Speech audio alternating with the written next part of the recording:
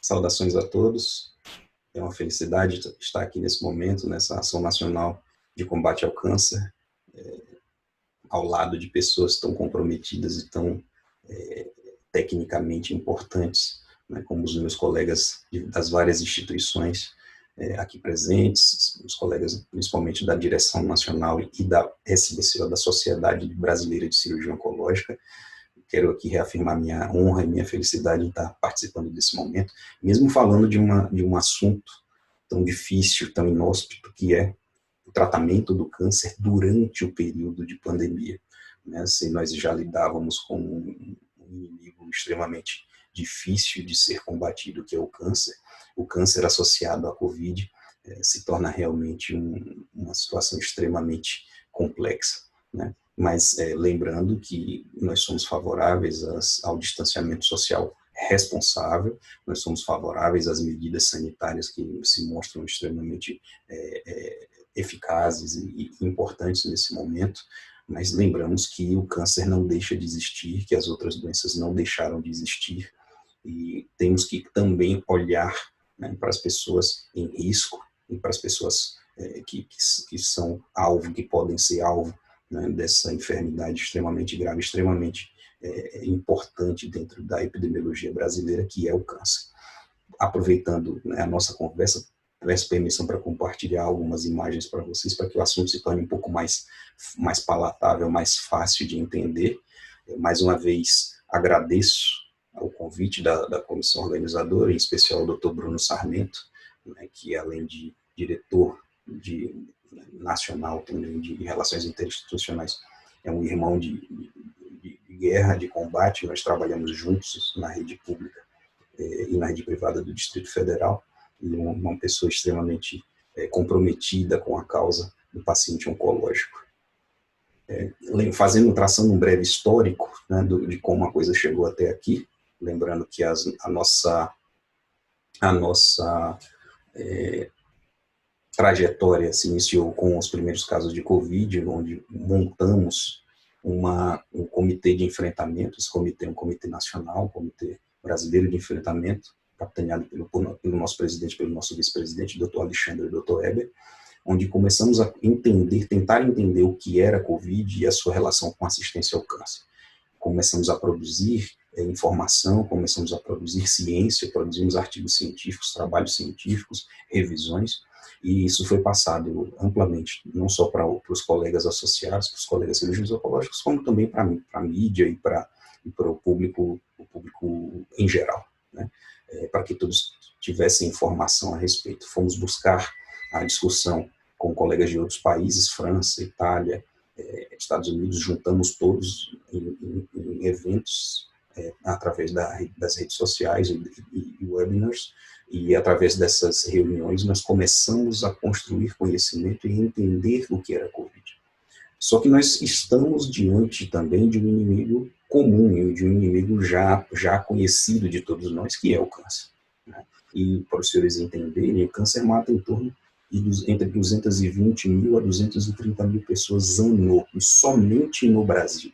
Não é uma doença de força, né, e de gravidade desprezível, longe disso, é uma das doenças mais graves que podem ser vivenciadas pelo ser humano, né, e com sua gravidade aumentada, potencializada pela associação com a doença Covid, que é a doença que mais se fala no momento. Lembrando, câncer não deixou de existir, porque Covid está aí. A pandemia não deixou o câncer de fora. Então, nós temos que ter essa mentalidade e continuar a assistência aos pacientes em risco, aos pacientes que já são pacientes oncológicos.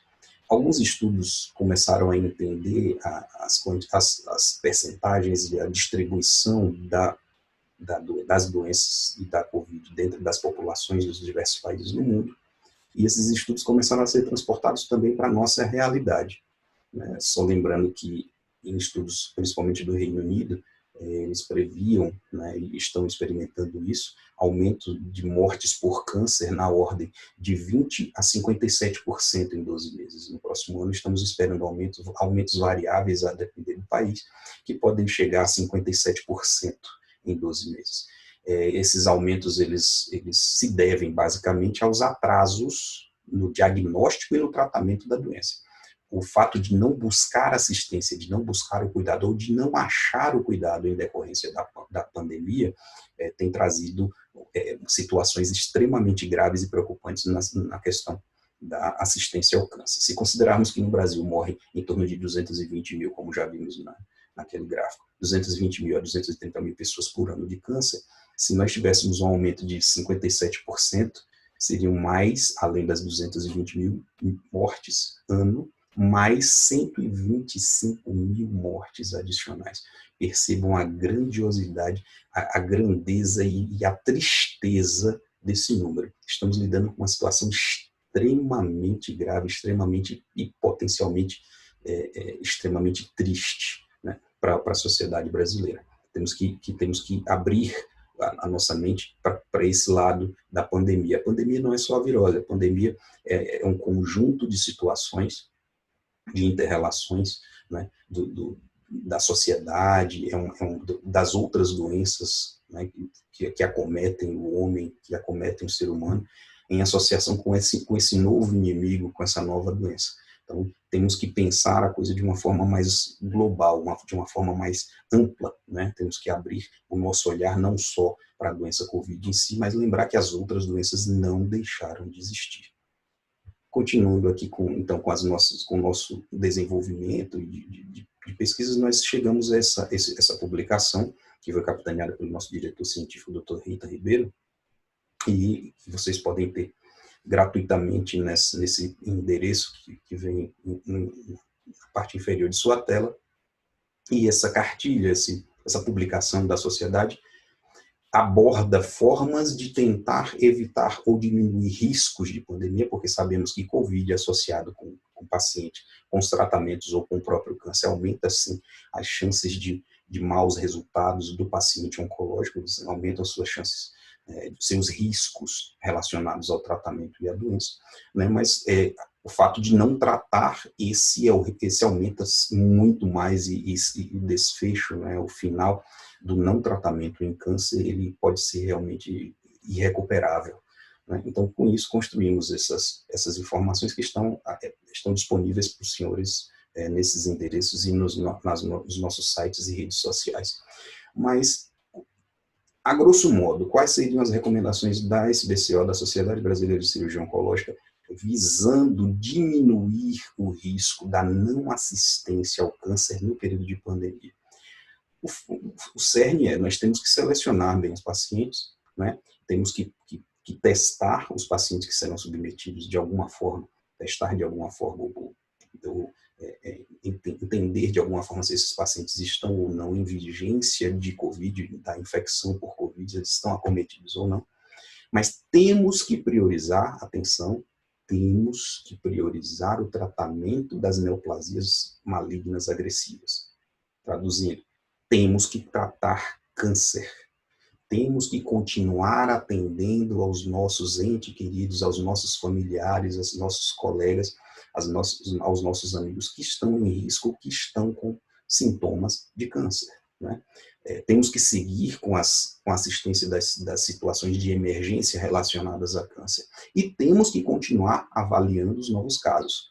Como fazer isso vai depender das realidades. Vivemos num país de dimensões continentais, com diversas realidades diferentes, com diversas formas de acesso à saúde diferentes, mas temos que tentar manter a avaliação e a assistência a esses casos de forma muito próxima, né? Podemos suspender algumas coisas? Sim, vamos suspender o acompanhamento de pacientes assintomáticos ou pacientes que só estão fazendo seus controles pós-tratamento, suspender ou diminuir ou fazer esses atendimentos por outras vias, como, por exemplo, a via da internet e a telemedicina. Consultar, checar exames, isso pode ser postergado, né? Cirurgias de menor gravidade que não sejam relacionadas diretamente ao tratamento oncológico, dentro do escopo, dentro do armamentário da cirurgia oncológica, cirurgias como, por exemplo, fechamentos de colostomias ou resoluções de hérnias depois de cirurgias de grande porte para câncer.